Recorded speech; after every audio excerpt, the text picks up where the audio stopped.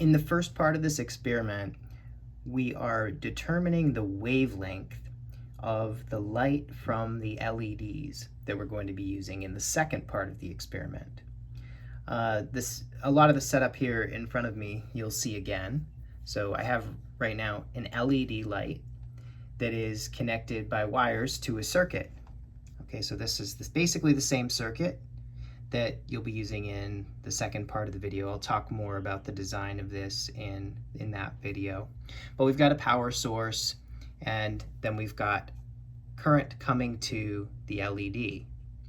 And we can make it light up with this little controller here. So I'll have it pointed towards you. Okay, so I've lit up the LED. Notice that you don't see the light very much unless it's directed at you. Okay, so this is a red LED. And I made a little holder for the LEDs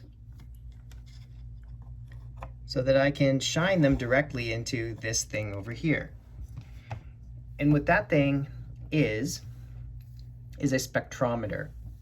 So in the hole over here, there's a tiny little slit opening that will let the light from the LED go through, and it will go through and hit what's back here.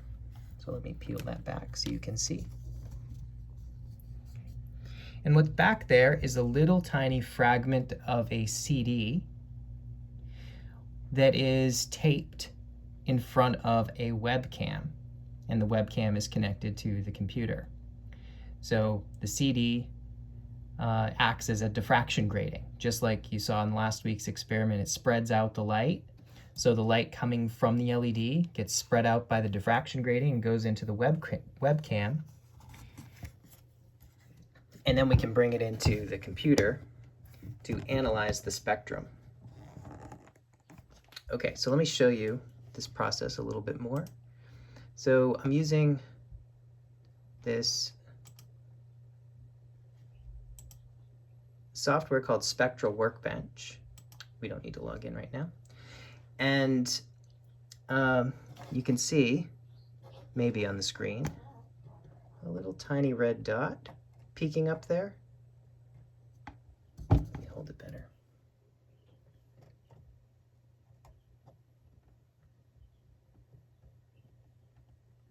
Not sure how well this is going to come out on the screen. Let me use a different source. Okay, so I'm going to turn the LED off.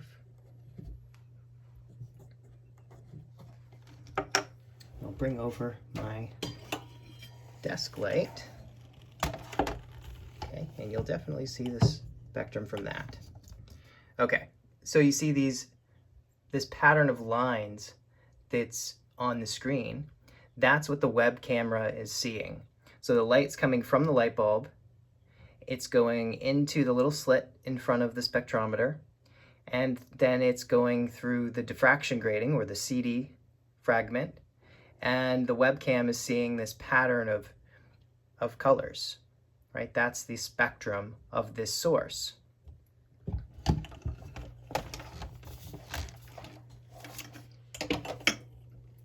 And I did that also for the different LEDs we'll be using in this experiment. It's just that their light is much fainter, so you didn't see it as well. I don't think it came out on the screen as well when I had the LED up here.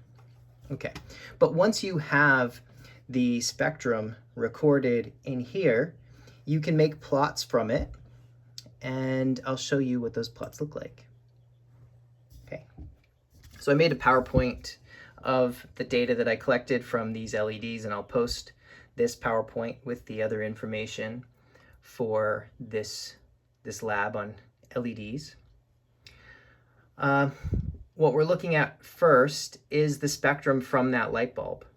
Okay, and I use that to calibrate the spectrometer because it's known exactly where these lines should be.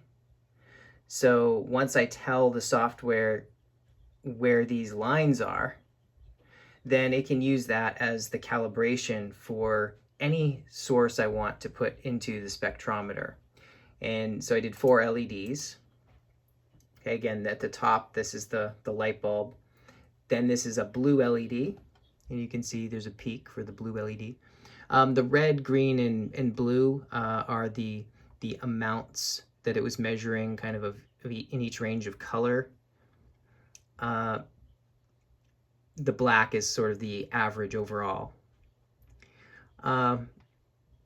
So the blue looks like this. It's over in this end of the spectrum in the sort of 450 to 500 range.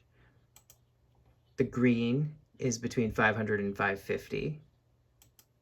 The orange is right around 600. And then the red is between 600 and 650.